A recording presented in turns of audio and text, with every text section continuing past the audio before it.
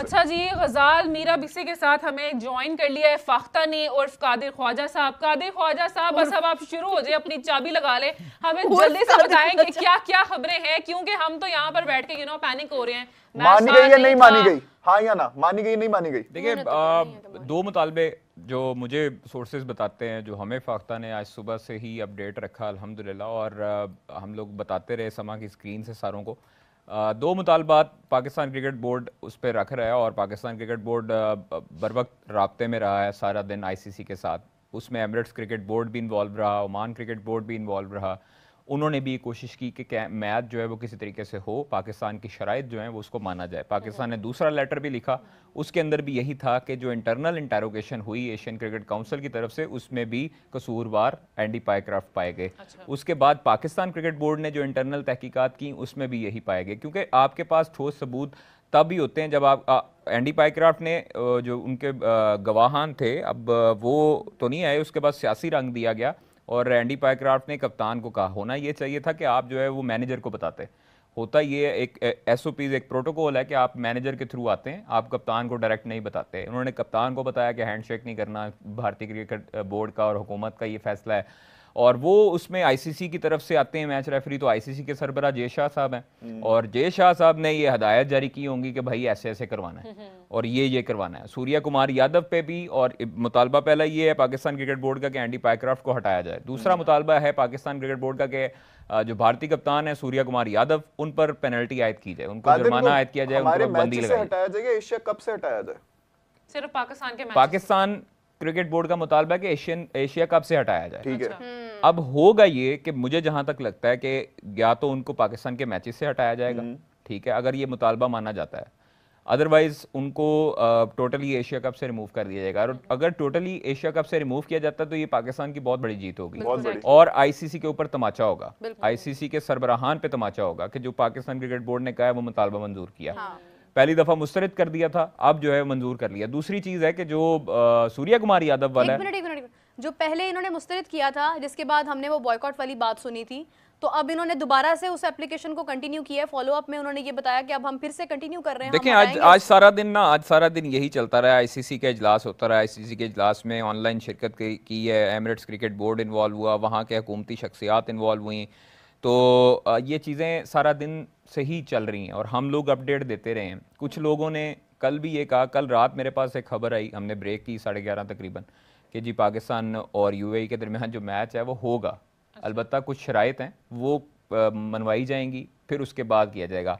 आज भी मैंने मैच का, जब लोग समझ रहे थे कि प्रेस कॉन्फ्रेंस हो रही है एशिया कप से ख़त्म करने के लिए, उस टाइम पे मैंने खबर दी कि भाई एशिया कप से पाकिस्तान टीम ख़त्म नहीं कर रही। टीम मीटिंग में जो बातें हुई वो मैंने अपने नाजरीन को, अपने लोगों को बताई कि टीम मीटिंग हुई 20 मिनट पहले, तकरीबन पाकिस्तानी वक्त के मुताबिक हुई थी उस टाइम पर 5:30 बजे, और 20 मिनट कबल जो है वो ये टीम मीटिंग होती है। टीम मीटिंग में कहा यह जाता है टीम मैनेजमेंट की तरफ से कि आप लोग रेडी रहें, 99% चांसेस है मैच हो, लेकिन 1 घंटा बाद आपको कंफर्म बताएंगे। इसका मतलब ये होता है कि आपने 1 घंटा बाद आपने बताना, तो वो डिले है।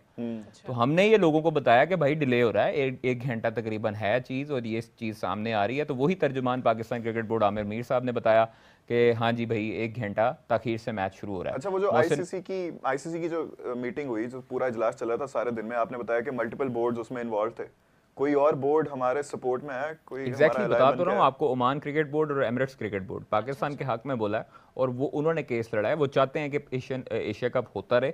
पाकिस्तान का विड्रॉ करने का मकसद, मतलब ये था कि एशिया कप फारिग हो गया, उसके बाद ब्रॉडकास्टर्स जो है वो मर जाएगा, बिल्कुल ऐसे ही है, वो मर जाएगा। नुकसान पाकिस्तान का नहीं था इसमें, ये फाइनेंशियली ब्रॉड नहीं, पूरा करने की बात जो है ना वो बाद में होती है। आपके राइट्स जब सोल्ड आउट होते हैं, उसके बाद आपने पूरी उसकी विंडो बनाई होती है, आपके जो एडवर्टाइजमेंट होते हैं वो आपके राइट्स खत्म सेल हुए होते हैं, लोगों ने खा पी जाना था उनको। ऐसे ही है कि पाकिस्तान यूएई का मैच और उसके बाद पाकिस्तान इंडिया का मैच, उसमें राइट्स जो हैं वो ये आपके 2-3 मैचेस होते हैं जिसमें राइट्स उन्होंने बेच देते हैं, एक उस बाद वाले जो हैं वो बोनस होते हैं। वही ना, पिछले 1 घंटे से मैं यहाँ पे बैठा बोल रहा हूँ कि पाकिस्तान के बगैर ये अफोर्ड नहीं कर सकते एशिया कप। देखें, पाकिस्तान, मैं समझता हूँ कि जो पाकिस्तान क्रिकेट बोर्ड ने स्टांस लिया वो बेहतरीन है। बेहतरीन है। चेयरमैन पाकिस्तान क्रिकेट बोर्ड को इस चीज़ का क्रेडिट जाता है कि उन्होंने इस चीज़ पे फर्म स्टांस लिया और खड़े रहे। माजी में भी चेयरमैनों ने इस तरह की चीज़ें की हैं लेकिन वो खड़े नहीं रहे। अब अच्छी चीज़ एक ये है कि पाकिस्तान क्रिकेट बोर्ड के चेयरमैन मोहसिन नकवी ने खुद कहा है कि मुझे क्रिकेट का ज़्यादा नहीं पता। अच्छा इंसान, अच्छा लीडर वो होता है जो लोगों से मुशावरत करता है। Exactly. उन्होंने साबिक चेयरमैनों को बुलाया, हाँ जी। नजम सेठी, रमीज राजा, आकिब जवेद, सलमान नसीर बैठे रहे, अंदर बातचीत हो रही है, अभी तक चल रही है। तो इसका मतलब ये है कि पाकिस्तान की क्रिकेट के बेहतरी तो वो सोचते हैं, अलबत्ता जो आगे पाकिस्तान की क्रिकेट टीम है वो उसी की परफॉर्मेंस ना आए तो फिर उसमें चेयरमैन का कोई कसूर ना। अगर इस पे हम आते हैं, लेकिन आपने जिस तरह कहा कि रेफरी जो है वो मतलब अभी फिलहाल स्टिल यानी कंफर्म हो गया कि वो आगे वाले मैचेस में नहीं होगा। देखिए पाकिस्तान के मैचेस मुझे ये लगता है कि पाकिस्तान के मैचेस में नहीं होंगे। आज वाले में तो बिल्कुल भी नहीं है। आज वाला कौन और सुपरवाइज कर रहा अभी है? तक वो होटल में थे, मैंने तस्वीर अभी ब्रेक की है, उनकी तस्वीर आई थी वो अच्छा, होटल मैं में। ना एक क्रेडिट वैसे कादिर ख्वाजा साहब को आज जिंदगी में पहली बार देने जा रही हूँ। वो ये है कि इनकी भेजी हुई खबर, चाहे वो ज़राए के मुताबिक हो चाहे वो ऑथेंटिक हो, कभी गलत नहीं हुई है। रात को आपने खबर ब्रेक की जी 11:30 कि रेफरी जो है वो पाकिस्तान के मैचेस उसके नहीं बाद करेगा। वो आया उसके था ऊपर अच्छा चलें, वो खबर अभी हमने देख लिया सच थी, मुझे रात को ही पता लग गया था, आई न्यू इट कि ये खबर गलत नहीं होगी। एक खबर आपने ब्रेक की थी बॉयकॉट वाली, ज़राए के मुताबिक। कल इमरान सुहेल साहब हमारे शो में थे और इमरान सुहेल साहब ने ये कहा कि ऐसी कोई खबर है ही नहीं, ये सब जो है ये इधर उधर से अफवाहें थी।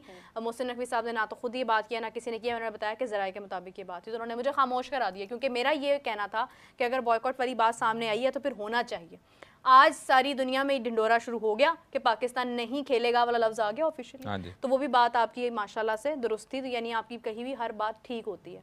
अब मेरा आपसे ये सवाल है कि सूर्या कुमार यादव पे फाइन आयद होगा या नहीं? ये मेरा नहीं ख्याल कि होगा, क्योंकि अगर ये होता है तो फिर इट मींस आईसीसी की जो सरबराही है वो जय शाह के हाथों से निकल जाएगी, क्योंकि उनको अपनी भी फेस सेविंग करनी है। सर वो ये अफोर्ड नहीं कर सकते। हाँ जी, अफोर्ड नहीं कर सकते, क्योंकि उनके कहने पे ही सूर्या कुमार यादव ने किया होगा ना कि भाई मैं चेयरमैन हूँ आईसीसी का या सरबराह हूँ आईसीसी का, और मैं गजाल को कहता हूँ गजाल आप करो मैं संभाल लूंगा, तो आप वो कर देंगे ना। बिल्कुल। तो फिर बाद में तो मैं नहीं देखना ना, मैंने ही आप पे जुर्माना आयद करना है या मैंने ही आप पे पाबंदी लगानी है या मैंने ही आपको सेव करना है, तो वो कभी भी नहीं करेंगे। जय शाह अगर आईसीसी के सरबराह हैं तो वो जय शाह आईसीसी के नहीं है, वो 1.25 अरब आबादी के भी सरबराह हैं। जय शाह का सारा political background, exactly Jay Shah Amit Shah की सियासत बढ़ जाएगी अगर उन्होंने ये इस तरह का काम किए और इस तरह की हरकत करने की कोशिश।